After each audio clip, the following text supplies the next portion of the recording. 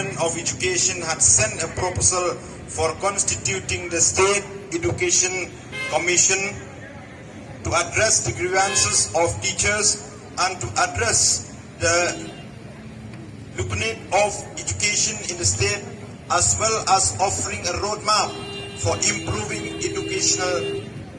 deliveries. Teachers Association may appeal to this committee and submit the petition on demands and way forward. The reform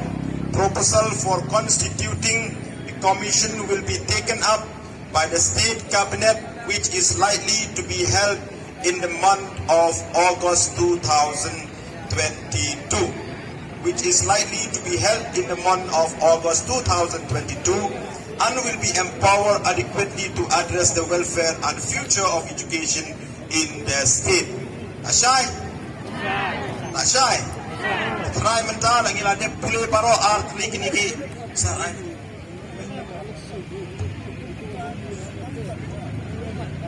pan puli bat pensiau hangilang baro ya baro art ni kini kijing to ki bangilayo dan government nimde ban kle khaprat ring balai bangi continue yak agitation namar hangni dang don kajing to tang yaka bakin thep kambon ka budget posted budget dan bentak SSA bat dan bentaka regularization henai lanu ban pelak yang katulok enhancement kam dot dedem dai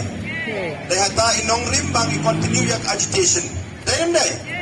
henai menta abuai trik ngilayo paksakane ka jingtho in black and white ka ba ka salary ro la pelak at one go bara saw banai isi banai ro mario first installment can apply immediately. Number 2, enhancement of salary la assured ba on penrung aka term of reference jong ka state education policy kamut ka ai ka bangi kwa na kalian jongi kala urlong tikarahi kadai ba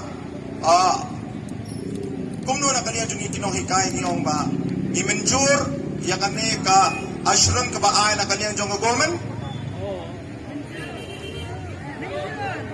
imenjur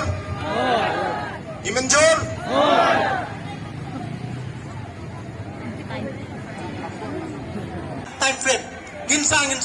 teng sukwa ban su lada ka don ka time frame to bagin sa set up haga ta kapor na try ka ta ka khamba susu ka sap swa bangini tham kti ha ban ye prakhat bha mo ting ha ba ya tham kti ka poi subalai mo de swa ban tham kti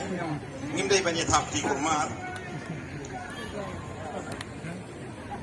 to ka bai dai ban kan ka time frame haka to ka sngi ka pratrik ka thandai trik ya kalian tunga ngila pule ya ka minutes ka ba ai ka tingkren ka ai ga ji kren ka bala mi haka khat pratrik ka jong upnai July ka ba na kaliang jong ka government kala ong ba by August baka state cabinet kan syong ban take a final call ban constitute ya ka state education commission.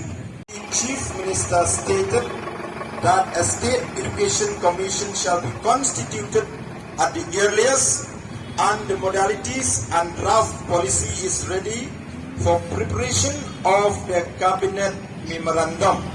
The enhancement of salary will be appropriately addressed by the Education Commission for all category of teachers, and the terms of reference will also include other pending issues pertaining to teachers. Shai, kapamut ba SSA ru la ketuk lang hang ne kata kalong very clear. Kadang sakaway kakot kabana kaliang joki kim ay ngi kata kalong official documentations yung